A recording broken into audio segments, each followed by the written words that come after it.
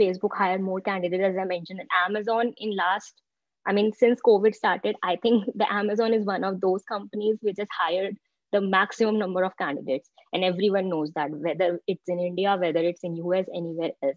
So that's a major difference, and that's where we can see the hiring process difference.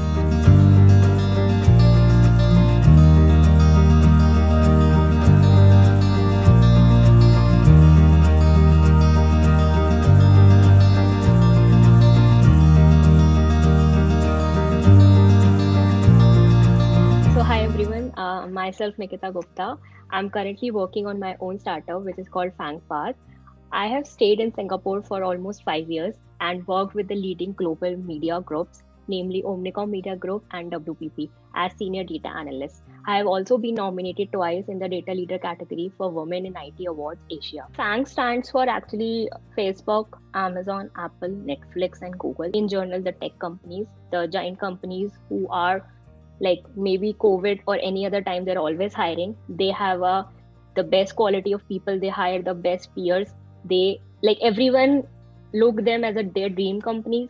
People work hard to get into them. So that is the level they have kind of created, and that is where people say, okay, these are the FANG companies, and this is where the FANG stands. So the thing is, it's just a marketing term. To be very frank, it does not matter at all what people use, either FANG, TANG, FANG, or FANG plus anything. I don't think so it's going to matter at all, because in the end, these companies, like as compared to the other companies, they are important.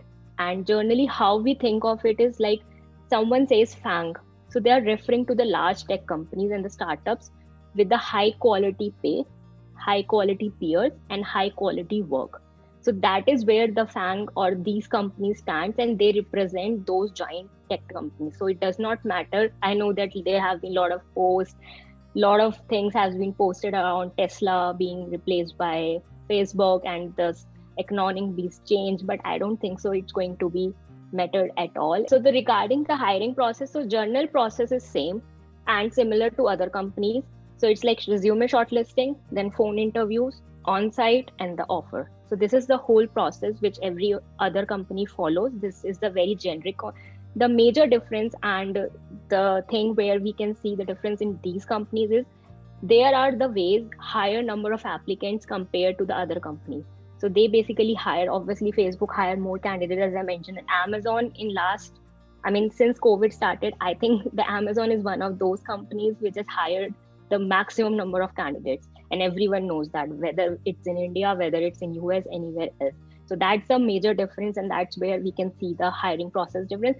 This causes a very selective process with less than 1% rate, basically. So if Google is hiring or if Facebook is hiring, they will select the top notch people, they will select the top hiring people, and they will make sure that the acceptance rate is like just a 1%, because the criteria for the whole hiring process is very like rigorous, basically. So that is where, and going even as low as 0.2% for some roles according to the various data points. So basically, regarding the profile, resume, LinkedIn and all, definitely if you're targeting any of the FANG companies, you should make sure that your resume, first of all, is ATS approved. They use ATS systems, and ATS stands for applicant tracking system. An applicant tracking system is basically a system which makes sure that your resume is, you can consider it more of an algorithm kind of a thing, which is working at the back end. Like once you apply online, whether through a LinkedIn or directly through the website, it matches through some of the keywords, it matches through the algorithm which is going in the back end. If your resume pass through it, matches through it,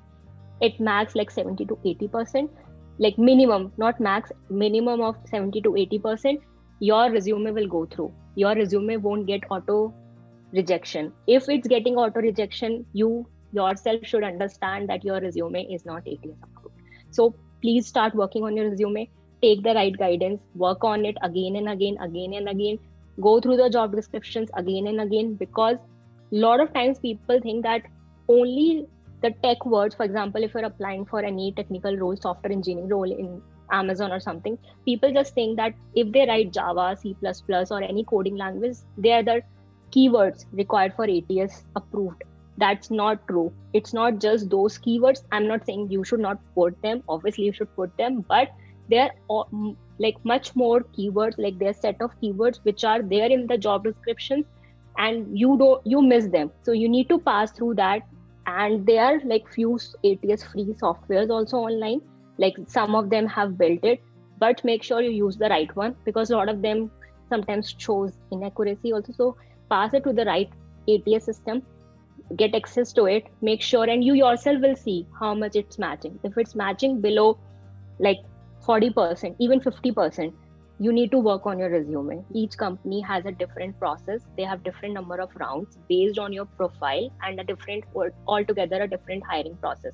So you need to first understand how many rounds are there, what company you're targeting. And on the same hand, for example, if you're applying for a software engineering role, you should definitely start preparing lead code questions, because obviously that is something which a lot of companies just ask, and people also share the answers on the lead code. They share their feedback. They say, okay, this question is exactly being asked in Amazon interview for SD1 or SD2.